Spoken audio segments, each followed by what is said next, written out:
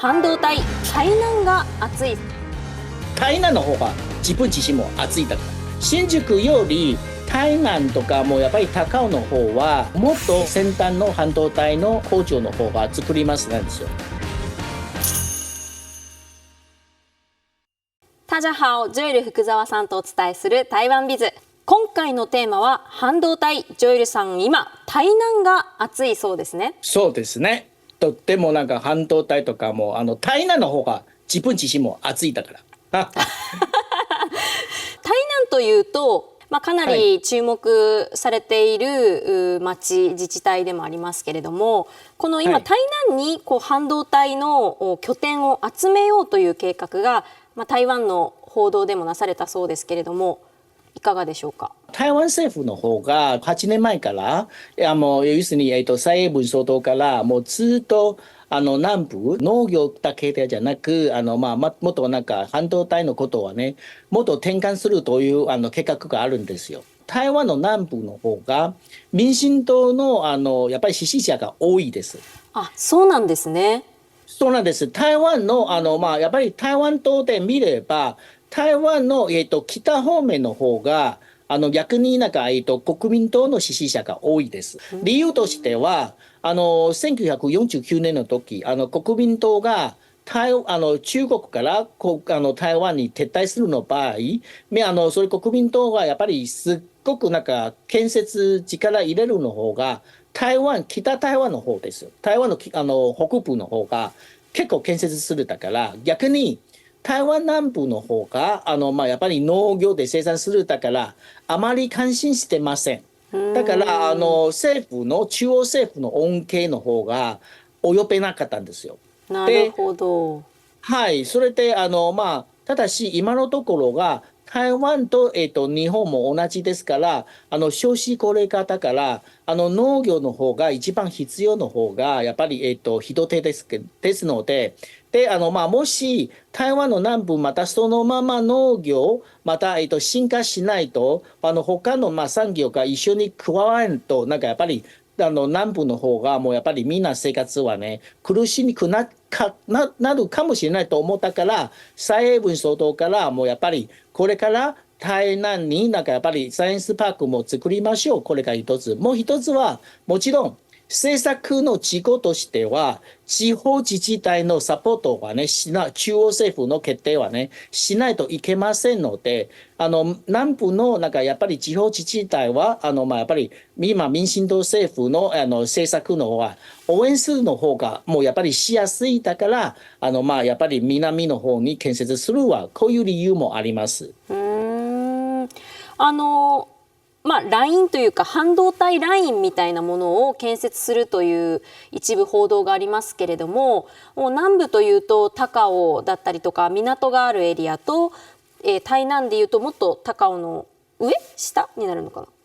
台湾の専門の話は S9 という話があるんですよ。S9 の話は要するに台湾の台湾島でなんかそれ見れば台北、台中と高尾はねありますなんですけどそれで台中から南からそれでまず雲林雲の林それとも下の方が嘉義の下は台南の方が高尾こういう流れでやりますなんですけど台北の方が新宿ご存知のような新宿のサイエンスパークがありますじゃないもともとはね今台南の方が新宿のようなサイエンスパークを作ります要するにそれで S9 の中心は台南にやってますそれで中心の中に例えば TSMC の工場もあるだし全工程と合工程の合わせますなんですけどそれで台南の方がそういう役割がありますなんですよ。それで高尾の方が港がありますから製作するのチップの方が高尾からもうやっぱり海外になんか輸出するこういうありますし日本の半導体の原料とか材料とか高尾からもう台南で行くというやっぱりそういう内がありますから。じゃあ新しく新築サイエンスパークのようなものを台南にも作ろうという計画ですね。そうですね。それで、台南に作りますからでも新宿より台南とかもやっぱり高尾の方は、もっと先端の半導体の、工場の方が作りますなんですよ。あ、そうなんですね。そうなんです。それで台南と高尾の方がもうやっぱり土地が多い。土地が多いから、もうそれでやっぱりもう工場建設するとか、もうそれいろいろはね、もうやっぱり便利と思います。だから今のところは、日本、特に熊本はね、ちょっと半導体の全工程と5号艇の会社も、なんかやっぱり高尾とか台南に、そういう出店するの、そういう計画もちょっと噂が聞いたことあります。台南では農業を中心に産業発展してきたものを半導体も加えて、もっとさらに発展していこうという考えですね。でそうなると例えば農業の DX だったりとか、そういったところも会社として進んできますかね。もちろんですよ。特に農業の方が日本の場合はね、もう結構関連が深いなんですよ。北九州あるのなんかそうやって農業のこと制作の会社はもう今もう台湾に設立しました。それで台湾と、日本はね、一つ同じの特徴があるんですよ。台湾と日本の方が農地の方が大きい面積でじゃないですよ。もうやっぱりちょっと一つ一つでもうやっぱりちょっとちっちゃいとなんかそういう面積が多いじゃない。例えば山もあるだし、そんなアメリカのようなもう結構大きいのなんかそういう機械作るの場合はちょっと少ないですから。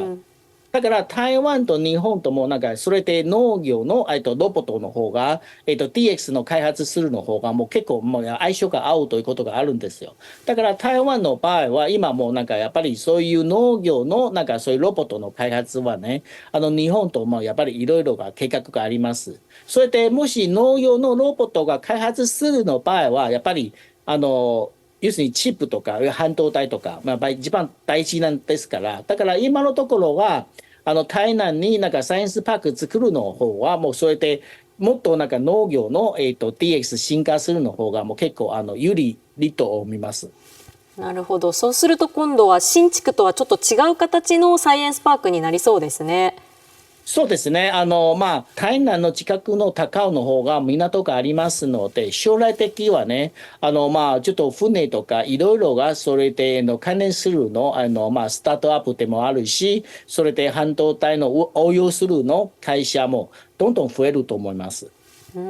今それこそ土地が足りないっていうので、菊陽町の周辺に、熊本でも半導体企業を集めてっていう話もありますけれども、まさに土地が足りず他のエリアまで広げてやろうという話も少しずつですけれども聞こえてきていますので、こういう台南の事例をもとに大きなサイエンスパーク計画、熊本県内のいろんな拠点のサイエンスパーク計画ができるといいなというふうに思いますね。そうですね。ちなみに台湾の場合もなんかそういうちょっと噂が聞いたことあるんですよ。私の方があるのなんか投資家たちはね、なんかちょっともっとなんかそういったサイエンスパーク、熊本のサイエンスパークの方がこれからどういう形で作るとか、もうそれメリットが何かありますかと私に聞いたんですよ。私の方が唯一説明できるの方がそのサイエンスパークと阿蘇の空港がね、連結できますし、それで菊陽町の方がもうやっぱり今のちょっとジャスムがありますから、そういう連結の方がもうちょっと便利と思いますよと。今まではそれ情報しかないから、だからこれから熊本はね、もっとそういうことはね、台湾に宣伝しないとちょっとやっぱり良くないんじゃないなと思います。なるほど。台湾側には、TSMC がある場所としか認知されていないっていうことですよね。そうですね。だからそれでもうこれからやっぱりそういうサイエンスパークの方が大体3つの機能があるんですよ。一つのは半導体のなんかそういう全般的のそういう産業の方が集約する。それが一つ。もう一つはやっぱりそういう生産したのものはやっぱり輸出とかもそれで物流の方が便利できます。それが2つ目。3番目一番大事の方が人材の育つ。人材の方がもうどういうような育つするの方がやっぱりサイエンスパークの中に例えば勉強できるのやっぱり大学だけじゃなく、もし例えば転職したいの人とかなんかそういう技術がね、そうやって学ぶできるの場所が作らなければいけないと思いますから、もうそれで半導体の全般的の関連するの方が例えば半導体どういうデザインする方がいいとか、もうそれでいろいろ知識が必要だから、だからサイエンスパークの方が台湾の新築でも台南でも、そういう3つの、ポイントはね、やっぱりちゃんと考えしますので、それで逆に、もし、九州、熊本の方が、もうそういうサイエンスパーク作りたいならば、そういう3つの条件もちょっと参考も、だから価値があると思います。台南のように九州、熊本でも半導体パーク計画が